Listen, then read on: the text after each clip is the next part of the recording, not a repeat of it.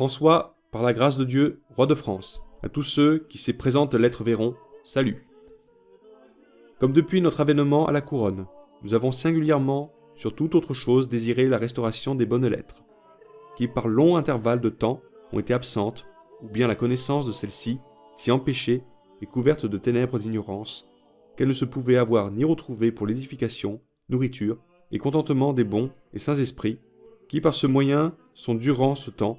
demeurés inutiles, abattardis et éloignés de leur bonne et naturelle inclinaison, prenant vice pour vertu,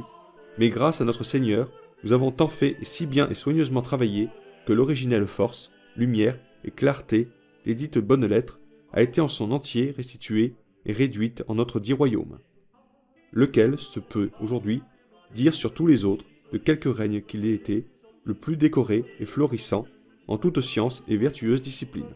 dont nouveaux livres et monuments sont chaque un jour mis et rédigés par écrit, et les anciens illustrés, lesquelles œuvres, étant vues après nous, feront véritable preuve de notre tant digne et louable restitution des lettres advenues de notre temps pour les diligences, cures et labeurs que nous y avons mis et mettons, pour cette raison et afin que nos successeurs rois de France, à l'avenir, en sentent et prennent le fruit, profit et utilité si bon leur semble, ou bien qu'à cette occasion, ils soient induits et persuadés d'entretenir et continuer durant leur règne la nourriture des dites bonnes lettres et des professeurs de celles-ci, nous avons délibéré de faire retirer, mettre et assembler en notre librairie toutes les œuvres dignes d'être vues qui ont été et seront faites, compilées, amplifiées, corrigées et amendées de notre dit temps pour avoir recours à ces livres si par accident ils étaient à l'avenir perdus de la mémoire des hommes ou d'une manière ou d'une autre mutilés ou variés de leur vraie et première publication.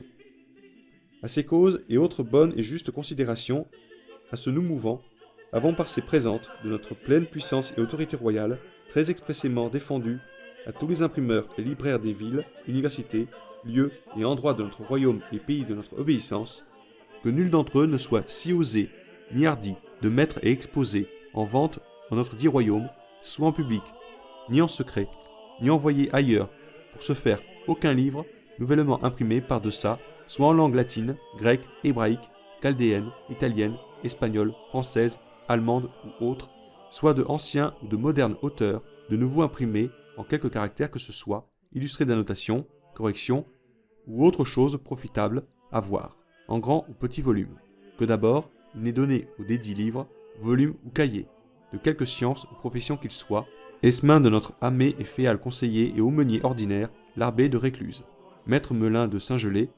ayant la charge et garde de notre dite librairie, étant en notre château de Blois, ou autre personnage qui par ci-après pourra avoir en son lieu la dite charge et garde, ou de son commis et député, qu'il aura pour cet effet en chacune des bonnes villes et universités de notre dit royaume. Dompté de la délivrance duquel livre, le dit libraire ou imprimeur sera tenu prendre certification du dit garde ou son commis pour justifier quand et où besoin sera, le temps sur peine de confiscation de tout et chacun ses livres et d'amende arbitraire à nous à appliquer.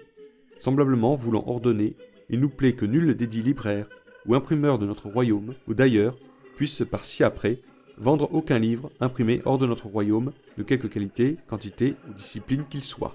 Que d'abord il n'embaille la communication ou garde de notre dite librairie ou à son commis pour, si besoin est, en faire son rapport à notre conseil et aux gens de la justice au-dessus des lieux pour savoir s'il sera tolérable d'être vu afin d'éviter les méchancetés et erreurs qui se soient par le passé imprimées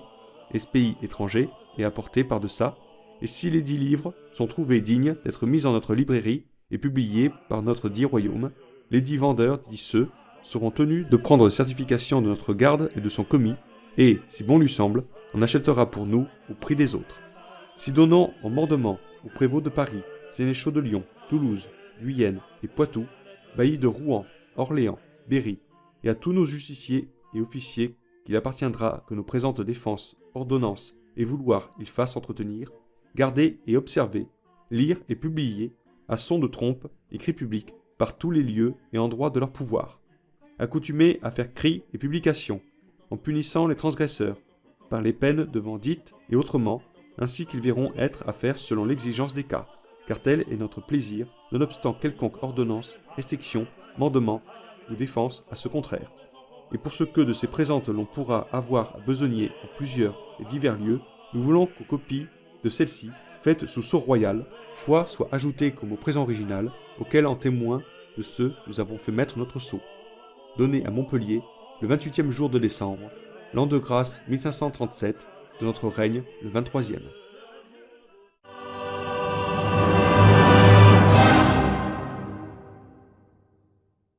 Si vous aussi vous avez apprécié cette vidéo et si vous pensez comme Napoléon, l'histoire est un mensonge que personne ne conteste. Je vous invite à laisser votre avis, liker la vidéo, vous abonner à la chaîne et pourquoi pas partager cette vidéo. Merci.